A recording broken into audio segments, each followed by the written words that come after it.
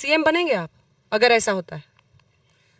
देखिए मन में लड्डू फूटे, सीएम बनेंगे आप अगर ऐसा होता है?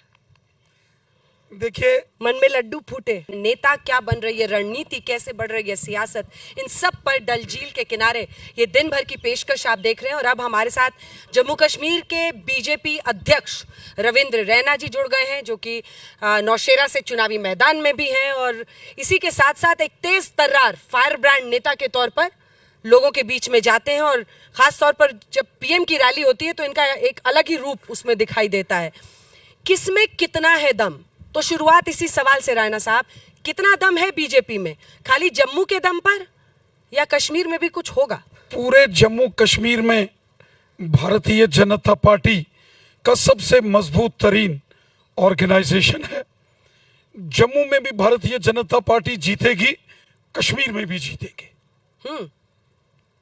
सोच के बोल रहे हैं ना, इंटरव्यू फिर होगा, रिजल्ट के बाद भी होगा। बिल्कुल, आप देखिएगा करना की सीट भारतीय जनता पार्टी जीत रही है, गुरेज की सीट भारतीय जनता पार्टी कश्मीर में जीत रही है, यहाँ हब्बा कदल की सीट पर, अनंतनाग वेस्ट की सीट पर जबरदस्त मुकाबला है। भारतीय जनता पार्टी ने माननीय प्रधानमंत्री मोदी साहब के जो नेतृत्व में पिछले 10 साल में काम हुए, जम्मू रीजन के साथ साथ कश्मीर घाटी में भी आज भारतीय जनता पार्टी को चाहने वालों की एक बहुत बड़ी फौज है। सही में, क्योंकि मैं मेरा अगला प्रश्न थोड़ा डीप है, मतलब डल झील से भी आगे बढ़कर है, और वो ये है कि अनुच्छेद 370 हटाना, 35A हटाना एक बात है, लेकिन दिलों तक पहुंचना एक बड़ी चुनौती है। जम्मू के इलाके में आप पिछली बार भी जब 14 में चुनाव हुआ 25 सीटें जीते थे, लेकिन यहां कश्मीर में अभी भी चैलेंज बड़ा है, ईमानदारी से आपको लगता है? देखिए, जम्मू कश्मीर में जो पिछले 10 साल में हमारे देश के माननीय प्रधानमंत्री मोदी साहब ने जो काम किए, जिस तरीके से माननीय गृह मंत्री अमित शाह साहब ने यहाँ की स्थिति को, यहाँ के हालात को ठीक किया। यहाँ आप देख रहे हैं कि एक जमाना होता था कि हड़तालों के कैलेंडर ही कैलेंडर निकलते थे, चारों दिशाओं में यहाँ पत्थरबाजी होती थी, बम, बंदूक, पिस्तौल, गोलियों और ग्रेनेडों का शोर सुनाई देता था, बॉर्डर्स के ऊपर फायरिंग होती थी। आज यही जम्मू कश्मीर है, यहाँ अमन, शांति, खुशहाली, भाईचारा है, डेवलपमेंट है। गांव गांव के अंदर आज जो डेवलपमेंट हुई है, सड़कें, स्कूल, हॉस्पिटल, बिजली, पानी का बहुत जबरदस्त काम हुआ है। आज आप देखिए लाल चौक के अंदर किस तरीके से 31 दिसंबर साल के आखिरी दिन जश्न होता है, मानो कोई सिंगापुर हो, गोवा हो, इस प्रकार का जश्न इसी कश्मीर में होता है। आज पूरे कश्मीर में के अंदर जो अमन और शांति है, खुशहाली है, ये माननीय प्रधानमंत्री मोदी साहब की देन है, ये माननीय गृह मंत्री अमित शाह साहब की देन है। जो यहाँ के हुक्मरान थे, जिन्होंने यहाँ कई सालों तक, दशकों तक हुकूमत की, वो फेल रहे। उन्होंने यहाँ के लोगों की जो एस्पिरेशंस थी, जो लोग चाहते थे, उस पर वो खरे नहीं उतरे। इसलिए यहाँ तांडव होता था जब उनकी हुकूमत होती थी। और आज जब आज तक का ये पंचायत, महापंचायत कार्यक्रम श्रीनगर के डल झील के किनारे चल रहा है, तो पूरी दुनिया देख रही है कैसे अमन, शांति और खुशहाली है। ये मोदी साहब की देन है।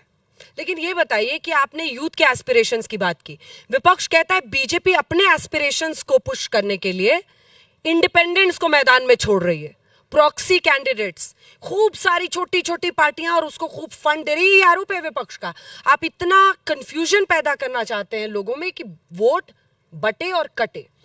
अगर कोई उम्मीदवार स्वयं इंडिपेंडेंट चुनाव लड़ता है तो ये तो हमारे देश का संविधान इजाजत देता है, हमारे देश का कानून हर शख्स को इजाजत देता है कि वो कानून के मुताबिक, अगर वो कानून को मानता है, अपनी पॉलिटिकल पार्टी रजिस्टर्ड कर सकता है और वो चुनाव लड़ सकता है।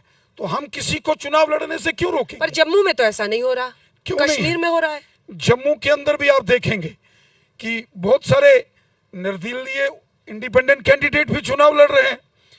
हाँ, जिन सियासी जमातों की जमीन खिसक चुकी है, जिनकी गद्दी डोल रही है, उनको यह लगता है कि सियासी खेल हो रहा है। लेकिन जो खेल यहां के सियासतदानों ने, जो इससे पहले यहां सरकारों में थे, नेशनल कॉन्फ्रेंस, कांग्रेस, पीडीपी, आज जब उनको अपनी जमीन खिसकती हुई नजर आती है तो उनको इंडिपेंडेंट नजर आते हैं। फारूक अब्दुल्ला साहब अभी यहाँ पर थे, उन्होंने कहा कि इंजीनियर रशीद को लेकर कि ये शख्स तो रायशुमारी के पक्ष में था, ये शख्स तो आजादी की बात करता है, आप लोग ऐसे कुछ सपोर्ट कर रहे हैं? नहीं, डॉक्टर फारूक अब्दुल्ला साहब को एक बात का जवाब देना पड़ेगा कि जब उन्होंने मैनिफेस्टो जारी किया तो मैनिफेस्टो में वो कहते हैं कि जेल के अंदर जितने बंद जो कैदी हैं हम उनको छोड़ देंगे। भाई कैसे छोड़ दोगे?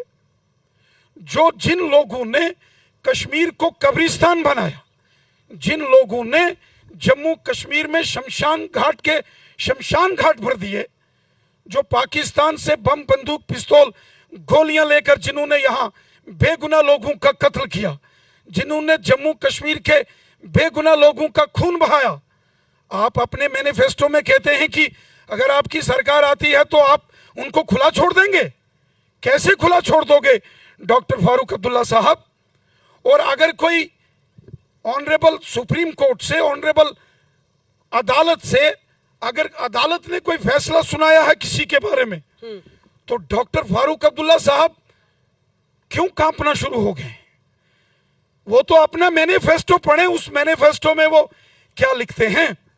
लोगों का दर्द नहीं है, गरीब, मजदूर, किसानों की बात नहीं करेंगे, नौजवानों की बात नहीं करेंगे, जो बॉर्डर के उस पार से बंदूकें लेके आए, जो जिन्होंने यहां बेगुनाह लोगों का कत्ल किया, चाहे जम्मू रीजन में किया, वादी कश्मीर में किया। कश्मीर के लोगों ने भी बहुत जुल्म सहा है। कश्मीर के अंदर भी लोगों ने दहशतगर्दी के पिछले 35 सालों में बड़ा तशद्दुद, जुल्म सितम देखा है। ये बम, बंदूक, पिस्तौल और गोलियों का खेल खत्म होना चाहिए। जम्मू कश्मीर के अंदर अमन, शांति, खुशहाली और हमारे प्राइम मिनिस्टर मोदी साहब का वो नारा, वो मिशन, सबका साथ, सबका विकास, सबका विश्वास, उसको लेकर हम चले हैं। तो आज ना जम्मू में, ना कश्मीर में कहीं पत्थरबाजी है, ना हड़तालें हैं, ना गोलियां हैं, ना ग्रेनेड हैं। सब जगह अमन, शांति और खुशहाली है, डेवलपमेंट है। हमने अगर जम्मू रीजन में डेवलपमेंट की तो कश्मीर में डेवलपमेंट की। जम्मू में एम्स हॉस्पिटल बन रहा है तो अवंतीपुरा कश्मीर में भी एम्स बन रहा है। जम्मू में रिंग रोड्स बन रही हैं तो कश्मीर में भी बन रही हैं। जम्मू से रजौरी, पुंछ, अगर नौशहरा से होता हुआ नेशनल हाईवे जा रहा है तो श्रीनगर से बारामूला नेशनल हाईवे जा रहे हैं। आज कश्मीर से कन्याकुमारी को रेल जाने को तैयार है। किसकी देन है? प्रधानमंत्री मोदी साहब की, अमित शाह साहब की देन है। मैं इन तमाम हुक्मरानों से सवाल पूछता हूं, जब ये हुकूमत में थे तो इन्होंने क्या किया? आज कश्मीर के अंदर हिंदू है, मुसलमान है, सिख है, ईसाई है, जम्मू का डोगरा है या कश्मीरी है, गुजर बकरवाल है या पहाड़ी कबीले का है, ओबीसी समाज है या रेफ्यूजीज है, विस्थापित है, 70 साल यहां हक और इंसाफ के लिए जद्दोजहद होती रही। ना तो डॉक्टर फारूक अब्दुल्ला साहब को यहां के लोगों की याद आई और ना कांग्रेस, राहुल गांधी जी, उनके परिवारजनों को याद आई। आज जम्मू कश्मीर के हर तबका जात के साथ अगर इंसाफ हुआ है तो मोदी साहब ने किया है। हमने यहां डेवलपमेंट की है, वहां गरीबों की खिदमत की है। गांव गांव में लाखों बेघर लोगों के मकान, जिनके सर के ऊपर छत नहीं था, हाँ। वो मोदी साहब ने दिए। ठीक है। गोल्डन कार्ड 5-5 लाख इलाज के लिए जी। जम्मू कश्मीर के हर शख्स की जेब में है। ठीक है। एक अगला प्रश्न है, मुझे पता है धारा प्रवाह बोलने में ऐसा लगा आपको कि कुछ चुनावी भाषण में ही पहुंच गए हैं, लेकिन सभा छोड़ के आज तक की महापंचायत में पहुंचा हूं। बहुत बहुत धन्यवाद आपका राणा साहब। हमें भी पता है कि कैंडिडेट्स के लिए अभी कितना बिजी टाइम है, लेकिन देखिए सवाल यह है कि अगर आप दावा करते हैं कि घटनाएं घटी हैं आतंकवाद से जुड़ी हुई, तो ये भी देखा जम्मू कश्मीर ने कि टारगेटेड किलिंग्स यहाँ पर, चाहे वो मजदूर जो अलग अलग जगहों से थे, आर्मी के लोग थे। जम्मू में टेरर का जो अटैक्स होते थे वो कश्मीर से जम्मू में भी शिफ्ट हो गया है, कई जगहों पर जम्मू में अटैक्स हो रहे हैं। तो ऐसा क्यों हो रहा है? ये रोकना भी आप ही का काम है। जिस प्रकार लोकसभा के चुनावों में पूरी दुनिया ने देखा कि जम्मू कश्मीर में 60% से ज्यादा मतदान हुआ है, बारामूला की सीट पर तो रिकॉर्ड मतदान हुआ। डॉक्टर फारूक अब्दुल्ला साहब कभी मेंबर पार्लियामेंट बनते थे जब 10% भी वोटिंग नहीं होती थी, और आज जब 60% मतदान हुआ तो रिजल्ट आपके सामने है। इंजीनियर रशीद आपके नए हीरो लग रहे हैं मुझे। नहीं, हमारे तो कश्मीर की, जम्मू की जनता हमारी हीरो है। हम तो सेवक हैं जी, हाँ। हम तो सेवादार हैं जी, हम तो खिदमतदार हैं गरीबों के, मस्कीनों के, ज़ईफों के, हिंदू, मुसलमान, सिख, ईसाई, गुजर, बकरवाल, पहाड़ी, ओबीसी, रफूजी, डोगरा, कश्मीरी, हम तो सबके खिदमतदार हैं। जनता हमारी हीरो है। लेकिन ये प्रोपेगेंडा, ये जो ड्रामा यहाँ चलता था, ये बंद हो गया है। इसीलिए कितने इनको कभी इंजीनियर रशीद याद आते हैं, हाँ। कभी इनको बाकी के लोग याद आते हैं। लेकिन ये खतरनाक ट्रेंड भी है। अगर इंजीनियर रशीद जैसा व्यक्ति जीतता है तो हाइडलाइनर्स की विक्ट्री तो आपके लिए चिंता की बात होनी चाहिए। देखिए, सियासत में, जमहूरी निजाम में ताकतवर, पावरफुल अवाम होती है। अवाम जिसको चाहे उसको बादशाह बना दे। अगर बारामूला की जनता ने उनको वोट दिया है, हाँ। तो हम तो उनको रोक नहीं ना सकते। हाँ। एक जमाना था यहाँ इल्जाम तराशी होती है कि 1987 के इलेक्शन में जो जम्मू कश्मीर की आवाम ने वोट डाले थे, उस वोट पर डाका मारा गया, ऐसा कहा जाता है, ऐसा कहा जाता है। और डाका मारने वाले कौन थे, वो जम्मू कश्मीर की आवाम जानती है। आज एक बात तो मानिए कि मोदी साहब की हुकूमत में, अमित शाह साहब की हुकूमत में जम्मू कश्मीर के अंदर ईमानदारी से इलेक्शन हुए, फ्री एंड फेयर इलेक्शन हुए। अगर गड़बड़ घोटाला होता तो शायद बारामूला का रिजल्ट, शायद अनंतनाग रजौरी का रिजल्ट वैसा नहीं होता, शायद श्रीनगर का रिजल्ट वैसा नहीं होता। पूरी ईमानदारी के साथ यहाँ इलेक्शन हुए, और जब यहाँ बड़े जबरदस्त इलेक्शन हुए जी। जब यहाँ वोटिंग अच्छी हो गई, तो बॉर्डर के उस पार जो लोग बैठे हैं उनको लगा कि यहाँ तो सारा मेन स्ट्रीम हो गया, यहाँ तो हर घर तिरंगा हो गया। तो फिर से कोशिश हुई और वादी कश्मीर के साथ साथ जम्मू रीजन में टारगेटेड किलिंग्स करने की कोशिश की गई। लेकिन अफसोस आता है, अफसोस आता है डॉक्टर फारूक अब्दुल्ला साहब पर। पहले तो उन्होंने पब्लिक के अंदर रैली में भाषण दिया, और फिर आज तक के इस मंच पर मैं सुन रहा था, वो कहते हैं कि बॉर्डर से जो इन्फिल्ट्रेशन, जो क्रॉसिंग होती है आतंकवादियों की, उसमें सेना और पैरामिलिट्री फोर्सेस और पुलिस मिली हुई है। डॉक्टर फारूक अब्दुल्ला साहब को माफी मांगनी पड़ेगी। बहुत गलत बयान दिया है डॉक्टर फारूक अब्दुल्ला साहब ने। डॉक्टर फारूक अब्दुल्ला साहब वो तो कहते हैं बाहर से, अन्य राज्यों से सेना और पुलिस वालों को लाकर यहाँ भर रहे हैं। अन्य राज्य क्या होते हैं? कश्मीर से लेके कन्याकुमारी तक हमारा एक मुल्क है, हिंदुस्तान है। हमारे जम्मू कश्मीर के हर शख्स के दिल में हुब्बुल वतनी का जज्बा है, खिदमत खलक का जज्बा है, मुल्क से मोहब्बत है। ये कश्मीर के बारामूला के रहने वाले मोहम्मद मकबूल शेरवानी थे।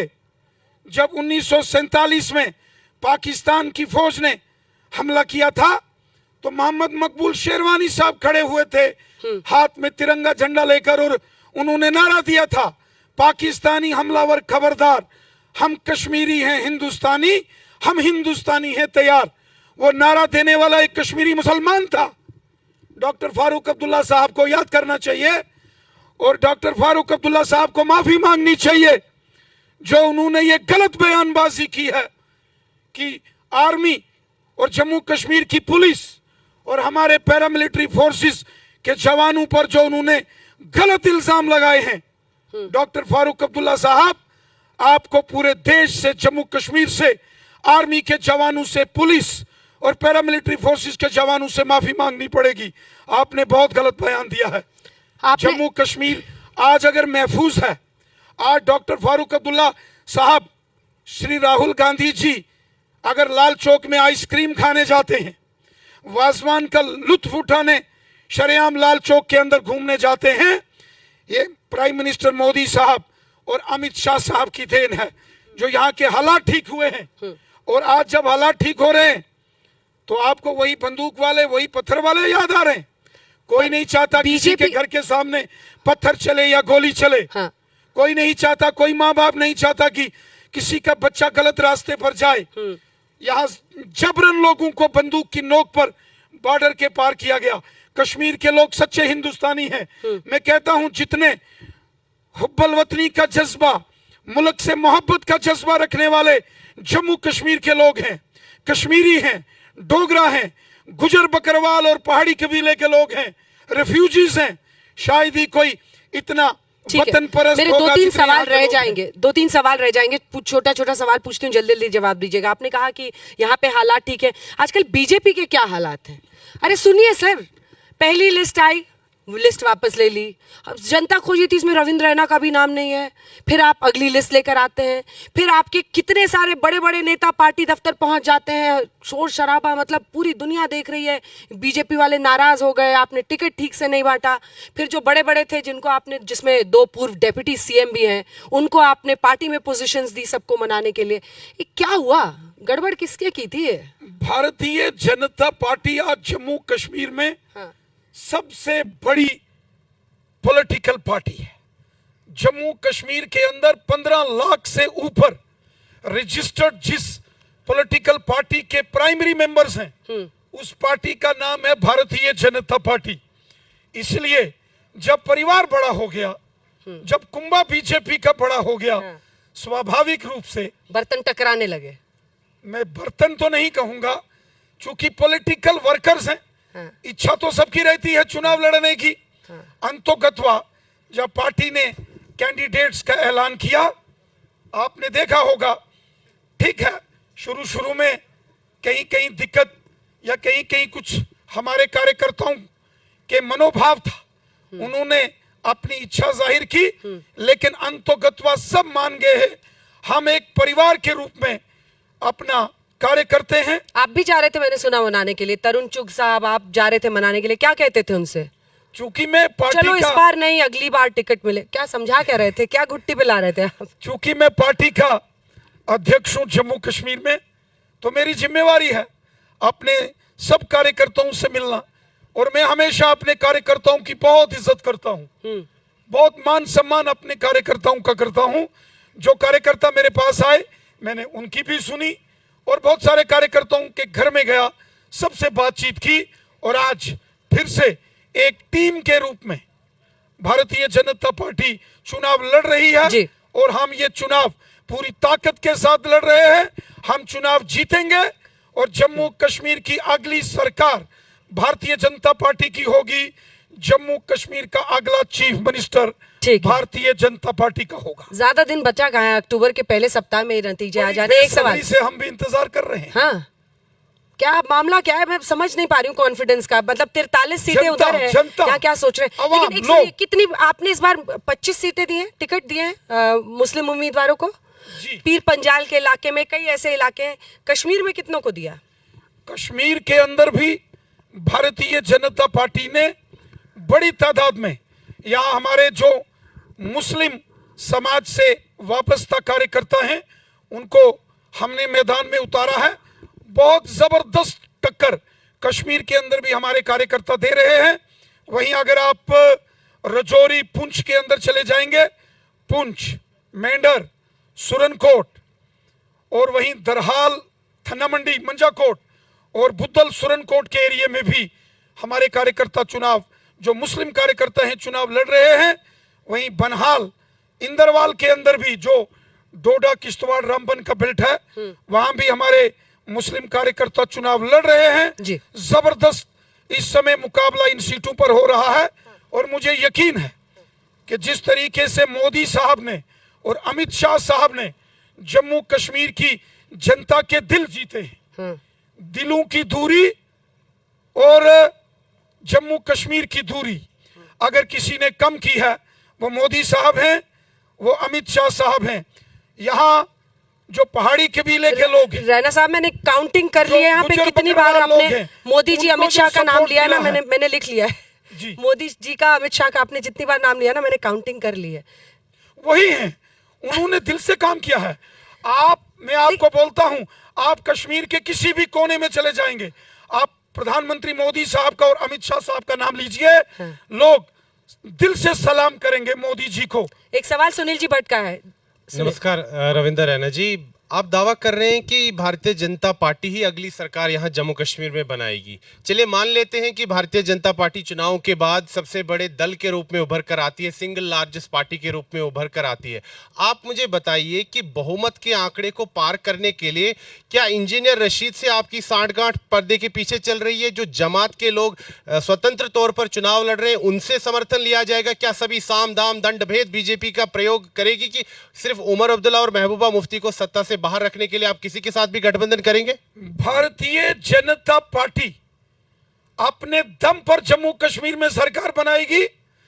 ये इधर उधर की बात ना हम करते हैं ना हमने की है। तो आप इंजीनियर रशीद से समर्थन नहीं लेंगे? देखिए, इंजीनियर रशीद साहब की अपनी पार्टी है, उन्होंने चुनाव लड़ा, वो चुनाव जीत के आगे, उनके सामने हमारे कैंडिडेट चुनाव लड़ रहे हैं, हम कैसे उनके साथ जा सकते हैं? वो जेल से कोर्ट के ऑर्डर के बाद रिहा हुए, होने के तुरंत बाद उन्होंने पहला बयान ही मेरे खिलाफ दिया है। चलिए ये हमने पहला रिकॉर्ड बयान उन्होंने मेरी पार्टी के खिलाफ दिया है। इधर देखिए आपने अभी अभी कहा है कि हम उनसे कैसे ले सकते हैं समर्थन। मतलब बीजेपी किसी भी हाल में इंजीनियर रशीद के साथ पोस्ट इलेक्शन कोई साठगांठ नहीं करेगी ऑन रिकॉर्ड। हम अपने दम से जब सरकार बनाएंगे तो हमें किसी के साथ जाने की क्या जरूरत है? क्यों जाएंगे? सीएम बनेंगे आप अगर ऐसा होता है? देखिए, मन में लड्डू फूटे ना मोमेंट। मैं एक पार्टी का छोटा सा कार्यकर्ता हूं। जम्मू कश्मीर लद्दाख का अध्यक्ष बना था 2018 में, 2014 में विधायक बना, उससे पहले युवा मोर्चा का अध्यक्ष रहा। जम्मू कश्मीर और लद्दाख के कोने कोने में मैंने काम किया। 2018 से भारतीय जनता पार्टी के अध्यक्ष की जिम्मेवारी के तौर पर काम कर रहा हूं। जम्मू रीजन हो, कश्मीर घाटी हो, हर जगह काम करता हूं, सबको साथ लेके चलता हूं और पूरी ईमानदारी से काम करता हूं। एक कार्यकर्ता के नाते, एक पार्टी का सिपाही होने के नाते काम करता हूं। खिदमत खलक और हुब्बुल वतनी के जज्बे से काम करता हूं, वतन परस्ती देशभक्ति के जज्बे से काम करता हूं, सबको साथ लेके चलता हूं। बाकी कुछ चीजें प्रारब्ध में होती हैं, भाग्य की होती हैं, किसके भाग्य में ईश्वर ने क्या लिखा है उस पर ध्यान नहीं देना। भगवान श्री कृष्ण ने कहा है, कर्मण्येवाधिकारस्ते मा फलेषु कदाचन, कर्म करो फल की इच्छा मत करो। कर्म योगी है, कर्म करते हैं। चलिए फल की इच्छा नहीं कर रहे हैं फिलहाल, लेकिन नतीजे आते हैं उसके बाद क्या होता है सबका हाल। बहुत बहुत धन्यवाद आपका रैना साहब, धन्यवाद, बहुत बहुत धन्यवाद पंचायत आज तक के मंच पर आने के लिए और तमाम सवालों के जवाब देने के लिए। धन्यवाद।